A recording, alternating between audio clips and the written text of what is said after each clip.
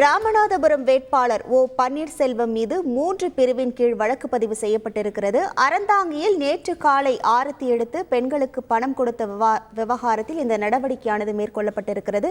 கூடுதல் தகவல்களோடு இணைகிறார் செய்தியாளர் கணேஷ் பாபு. வணக்கம் கணேஷ் பாபு. யார் அளித்த புகாரின் அடிப்படையில் ஓ பன்னீர்செல்வம் மீது இந்த வழக்கு பதிவானது நடைபெற்றிருக்கிறது? விவரங்கள் என்ன? ராமநாதபுரம் பாராளுமன்ற தொகுதிக்கு உட்பட்ட அறந்தாங்கி சட்டமன்ற தொகுதியில் நேற்று தேசிய ஜனநாயக கூட்டணி நிர்வாகிகள் கூட்டம் நடைபெற்றது.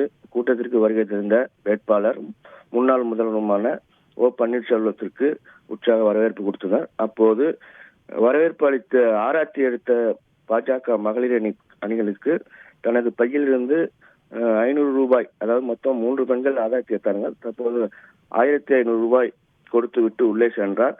அது தேர்தல் விதிமுறைகளுக்கு செய்யக்கூடாத ஒரு நிலையில் ஆராய்ச்சி எடுத்த பெண்களுக்கு பணம் கொடுத்த விவகாரம் வீடியோ சர்ச்சையை கிளப்பியிருந்தது. இந்த நிலையில் தேர்தல் விதிமுறை என்ற பெயரில்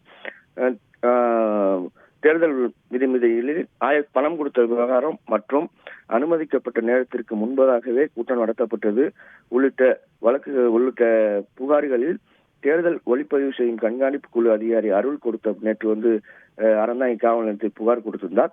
அந்த அடிப்படையில் காவல்துறையினர் முன்னாள் முதல்வரும் ராமநாதபுரம் பாராளுமன்ற வேட்பாளர் OPS பன்னீர்செல்வம் மீது 137U 143 283 171E IPC உள்ளிட்ட 3 பிரிவுகளில் வழக்கு பதிவு செய்துள்ளார்.